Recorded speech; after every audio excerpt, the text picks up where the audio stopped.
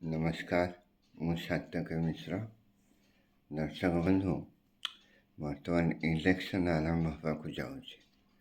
ତେଣୁ ନେତାମାନେ ତ ବ୍ୟସ୍ତ ରହିବେ ଭୋଟ୍ ପାଇବା ପାଇଁ, ଆଉ ପୋଲିସ ମାନେ ବ୍ୟସ୍ତ ରହିବେ ଶୃଙ୍ଖଳା ରକ୍ଷା କରିବାକୁ।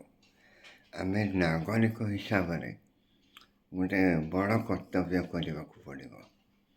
ଆମକୁ ଟିକେ ସଜାଗ ରହିବାକୁ ପଡ଼ିବ, କାରଣ ଏ ଇଲେକ୍ସନ୍ ଟାଇମ୍ରେ ରାଜ୍ୟ ବାହାରୁ ଦେଶ ବାହାରୁ ବି କ୍ରିମିନାଲ୍ ମାନେ ପ୍ରବେଶ କରିଯାଆନ୍ତି ନିଶା କାରବାର କରିବା ପାଇଁ, କେଉଁଠି ଅଘଟଣ ଘଟାଇବା ପାଇଁ।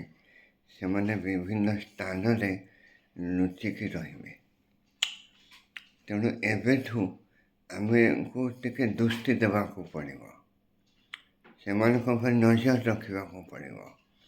ଆମ ଏରିଆକୁ କିଏ ନୂଆ ଲୋକ ଆସୁଛି, ତା ପ୍ରତି ଆମେ ଦୃଷ୍ଟି ରଖିବା।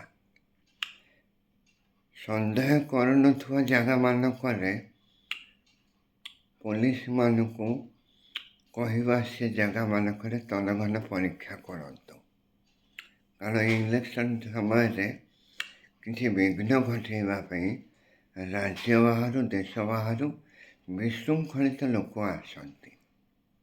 ଆମେ ସଜାଗ ରହିଲେ କିଛି ଅସୁବିଧା ହେବନି।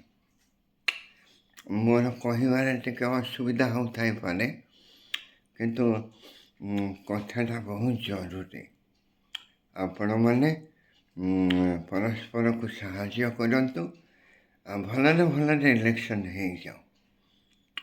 नमस्कार। जय जगन्नाथ, जय श्री राम।